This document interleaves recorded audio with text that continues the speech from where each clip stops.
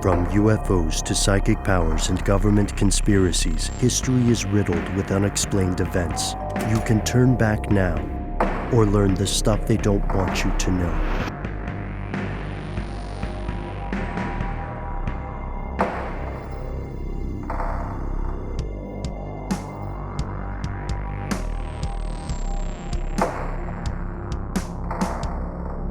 Almost Widowed writes, my husband was completely against the COVID-19 vaccine. I was vaccinated with a trial vaccine, Novavax. I'd love an episode on that, and I do believe that it's very much worth that. Well, in September, our oldest son, 14, got sick from school. He was COVID positive. We all got tested. My husband and youngest son also tested positive. My daughter and I did not, so we all tried to separate, but the damage was done. We all ended up getting it. I went to the hospital September 29th. My husband came to the hospital the same day and was admitted. Shout out to my best friend for caring for the house, kids, and animals while we were both sick. I was on a low amount of oxygen for a few days, but went home October 3rd. On October 4th, however, my husband was placed on a ventilator. Things were very rough for us. Then on October 11th, he was transferred up to Atlanta. We live in Columbus, to go to Emory University for ECMO. What you were talking about in the last episode, Ben, if I'm not mistaken, ECMO, with the pig anuses, right? And how this is something that can help with that. It was a long road, but I did get him back home on December 2nd. Thank the Lord. It was a long road with many Ds, but I did get him back home on December 2nd. Thank the Lord. Before we get to the near-death experience story, I just want to mention this Novavax rather. I did not realize this was a experimental COVID vaccine that held clinical trials here in the U.S. And the results from this phase 3 clinical trial that enrolled around 30,000 adults in the U.S. and Mexico showed that the, quote, investigational vaccine known as NVX-CoV2373 showed a 90.4% efficiency in preventing symptomatic COVID-19 disease. And the candidates also showed 100% protection against moderate and severe disease, and in people at high risk of developing complications from COVID-19, people 65 years and older, and people under the age of 65 with certain comorbidities like regular exposure to COVID-19. The vaccine also was very effective in showing 91% efficacy in preventing symptomatic COVID-19. The U.S. clinical trial results show that it is safe, and it does appear to be very close. This company, Novax, which is based in Maryland, is very close to getting approval for this vaccine, which would make it the 5th, I think, approved vaccine here in the United States, if I'm not mistaken. Maybe 4th. Definitely in the EU. It's definitely in the EU, but this is something that would potentially come to the United States. So shout out to Almost Widowed for participating in this clinical trial, and it apparently worked. Anyway, going to the death part of the story, back to the letter. My husband, I believe, had a near-death experience. When he was finally woken up from all the drugs, he was asking for his Bible. Now, my husband has never been a religious man, but I brought up 2 Bibles, my Bible along with his family's Bible. I also gave the hospital staff some YouTube videos to, quote, read the Bible to him. It took quite some time before he could speak, and I would ask him why he was asking for a Bible. He told me that he had dreams over and over again that he was dying, and my father and I were there, and we went toward the light, and he went to hell. He saw himself die multiple times, and he could tell he was being tormented in hell. He doesn't talk about it much, and I don't want to push the issue because I know he's still trying to heal, but I certainly believe this falls into the, quote, near-death experience. I love the show. Y'all are amazing. Feel free to use my email, codename, whatever you want. Almost Widowed. Wow. Yeah, I mean, this whole going into the light thing, like, it's all so fascinating in that it appears to be a shared experience for many, many people who are on their deathbed or on death's door, I guess, as it were.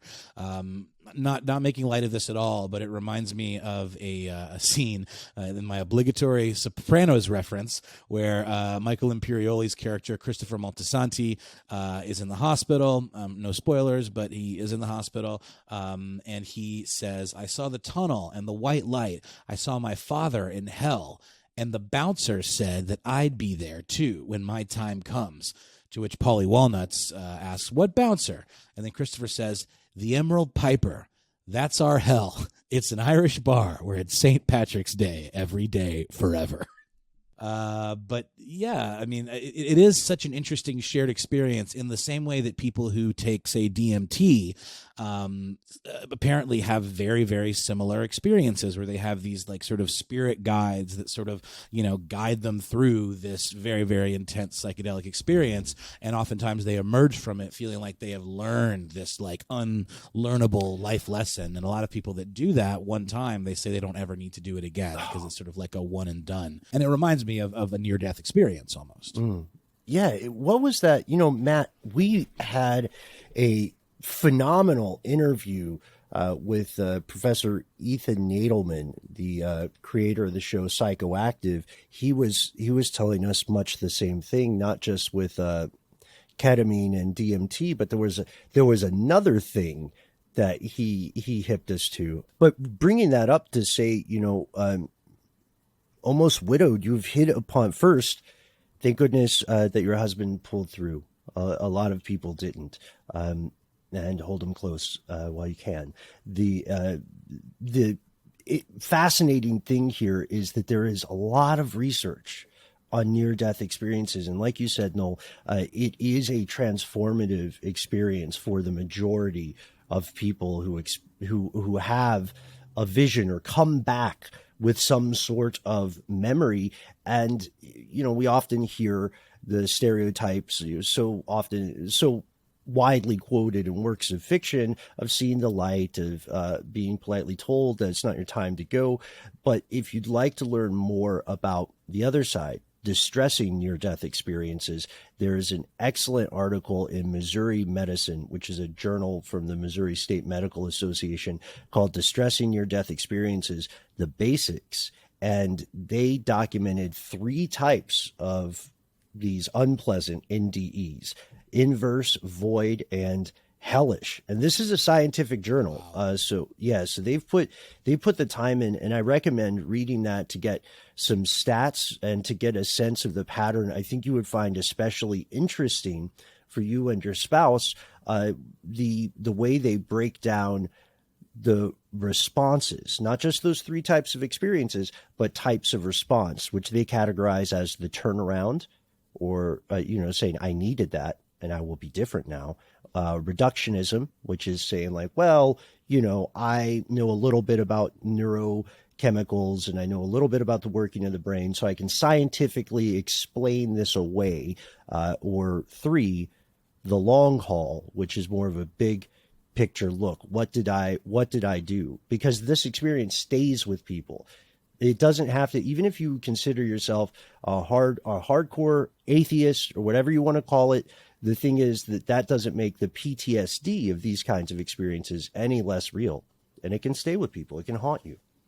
Agreed. And it also, not to harp on this whole psychedelic angle, but it makes sense that psychedelic drugs or substances are very popular or apparently very effective to ease people in end-of-life situations into that transition, into that light, the one where you actually do go through, because it does appear that people can have these types of visions and types of, transformative experiences with certain doses of psychedelics. So I definitely understand why that would be a valuable way to kind of get someone to not maybe have a hellish experience.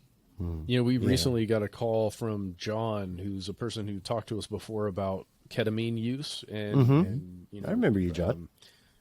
Stopping addiction, a couple other things, and he recently called back to talk to us about reincarnation. But that conversation really actually dovetails nicely into this, just with how in his use of the substance, he has found just almost a oneness with what he describes as infinite energy, and how it really does, as you're describing there, Noel, it's eased the way he imagines life or existence upon corporeal death. I can just see that matching up really well. And shout out to you, John. Or like Aldous Huxley, who had one of the most baller ways of leaving the mortal plane ever. You guys may remember the story. Huxley was bedridden. He had been experimenting with psychedelics later in life, and he was dying of, I believe, terminal cancer. So he requested that his wife give him 100 micrograms of LSD. I think that's a lot, right? What's the usual dosage of LSD? It's fine to plead the fifth. I think it's many, many fewer micrograms than that. I'm not 100% sure. I've also heard that it's not the best way to take the drug to have it injected. And that it could I don't know. No, it wasn't LSD. It was somebody injected themselves with psilocybin, and it caused the spores to like grow inside of their body and cause some kind of horrible blood infection. So maybe LSD being more of a synthesized substance rather than an organic thing that can grow within you, a fungus essentially. Maybe it's better that way. But and also, just in general, don't do drugs, everybody. No, for sure. Fine. But